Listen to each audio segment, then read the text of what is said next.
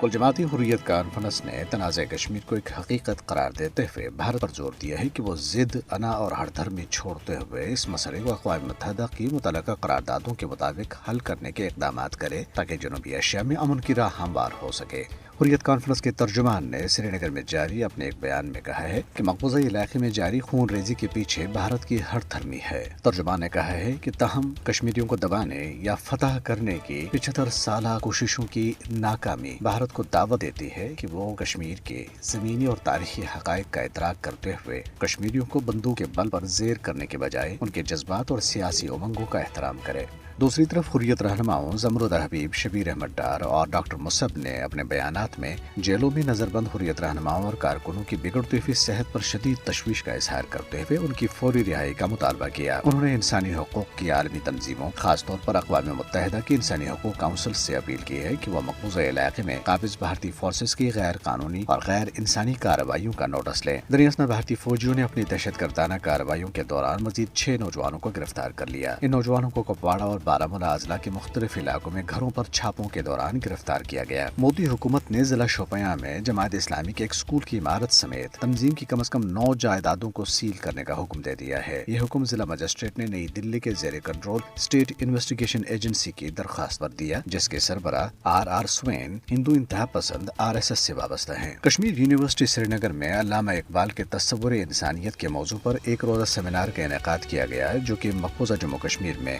RSS کی حمایت یافتہ بھارتی حکومت کے ہندوتوا ایجنڈے کے بالکل برعکس ہے۔ سماجی علوم کے ماہرین کے مطابق سیمینار کا عنوان اس بات کی نشاندہی کرتا ہے کہ مقبوضہ جموں کشمیر اور بھارت کے دانشوروں نے مودی حکومت کی نفرت کی پالیسی سے دور رہنے اور اقبال کے فلسفہ انسانیت پر عمل پیرا ہونے کی بڑھتی ہوئی ضرورت کو محسوس کرنا شروع کر دیا ہے۔ انسانی حقوق کی عالمی تنظیم ایمنسٹی انٹرنیشنل نے اقوام متحدہ کے رکن ممالک پر زور دیا ہے کہ وہ انسانی حقوق کی خلاف ورزیوں کے لیے بھارت کو جواب دہ ٹھہرائیں۔ قابل ذکر ہے کہ اقوام متحدہ کے انسانی حقوق کونسل کا universal periodic review working group Bharat کے انسانی حقوق کے ریکارڈ کا جائزہ لے رہا ہے۔ بھارت کی طرف سے جھوٹی وضاحتوں اور ہیلے بہانوں کے باوجود مختلف ممالک میں تقریباً 70 انسانی حقوق کی تنظیموں کی مشترکہ رپورٹس میں بھارت کی طرف سے انسانیت کے خلاف جرائم کو اجاگر کیا گیا ہے۔ ادھر جنیوا میں قائم RET اکیڈمی کی طرف سے جاری کردہ ایک رپورٹ میں کہا گیا ہے کہ جموں کشمیر کا متنازع علاقہ امن و امان اور سماجی نظم و ضبط کی بحالی کے حوالے سے مودی حکومت کے لیے درد سر بنا ہوا ہے۔